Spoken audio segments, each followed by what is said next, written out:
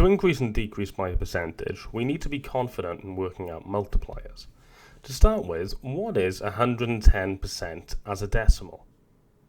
Well, you might be a bit confused because we can't have greater than 100%, but when we have something like 110%, it actually represents a percentage increase.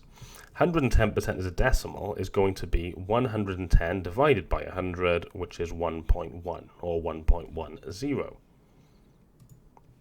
To increase or decrease by a percentage with a calculator, we work out the decimal multiplier and then multiply by the original.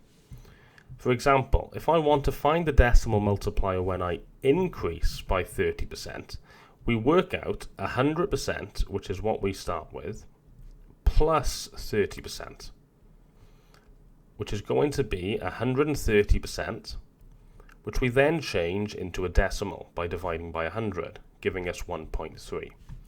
To increase by 5%, the multiplier would be 100% plus 5%, which is 105%, which is going to be 1.05. If I want to decrease by 25%, we begin with 100% and we subtract 25%. This will leave us with 75%, and the decimal multiplier will be 0.75.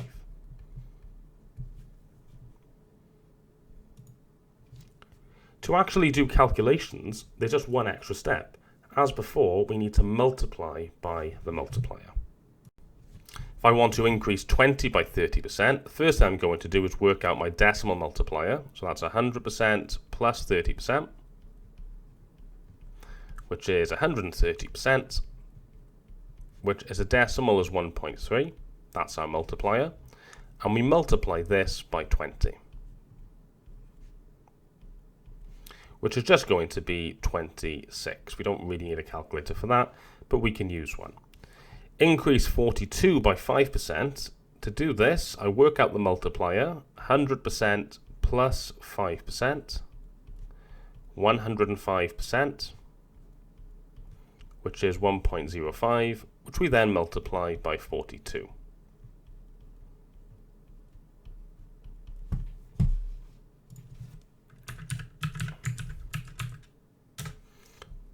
Gives us an answer of 44.1.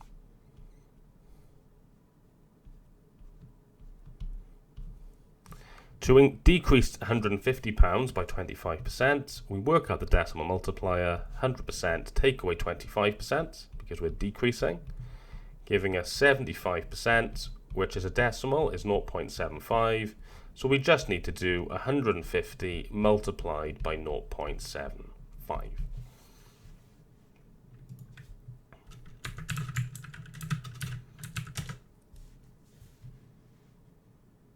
Which gives us 112.5, and because this is money, we wanted the two decimal places, giving us an answer of £112.50. Here are some practice questions for you to try. Pause the video now and have a go at them, and when you're ready for the answers, press play.